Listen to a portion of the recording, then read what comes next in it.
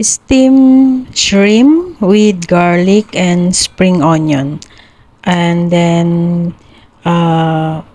stir fry pork with cauliflower. Hi guys, Miss Ayusin mo here.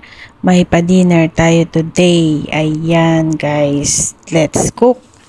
Ito guys, bumili ako ng shrimp at hugasan natin itong mabuti. Ito po yung tumatalon-talon pa, fresh na hipon. Ayan guys, halagang $60 po itong nabili ko. Ayan guys, so yun, nahugasan na po natin and then nakat natin yung sa may bandang ulo kasi matulis yun guys. And then ilagay natin sa plate, ayan. So yun guys, pinagkasya lang natin sa maliit na plate. Ito po, ayan na lahat. Yung ating shrimp, hipon, halagang $60. And then ito meron ako ditong bawang at spring onion. So lagyan lang po natin ito sa ibabaw. Ayan. Ng bawang. Ayan guys. Ito po yung bawang. Ayan. I-rub lang natin sa ibabaw at po yung spring onion. Lagay natin sa ibabaw po. Ayan. So, i-rub lang din po natin and then lagyan lang din po natin ng little bit salt. Ayan.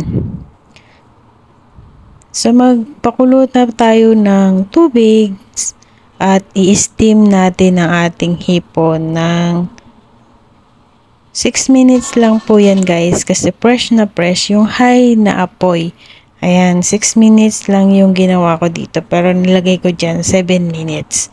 Pero actually 6 minutes lang yung ginawa ko guys kasi para mas fresh at di masyadong lumiit yung ating hipon. So yan guys, makikita mo na nag-turn pula na yung yung hipon natin. So luto na po yan guys. Ayan. So yun, so ganun lang po kasimple yung ulam natin today. Ang tatlong dish po yung niluto ko today guys. Ayan. So, yun, hanguin na po natin at ito na po yung ating dinner today. So, yun, meron din ako ditong ginisang pork na may cauliflower. Ayan, guys. I hope you like this video. Please give me thumbs up, like, share, and comment down below. Miss Ayusin mo here. Thanks for watching, everyone. I love you all. Mama.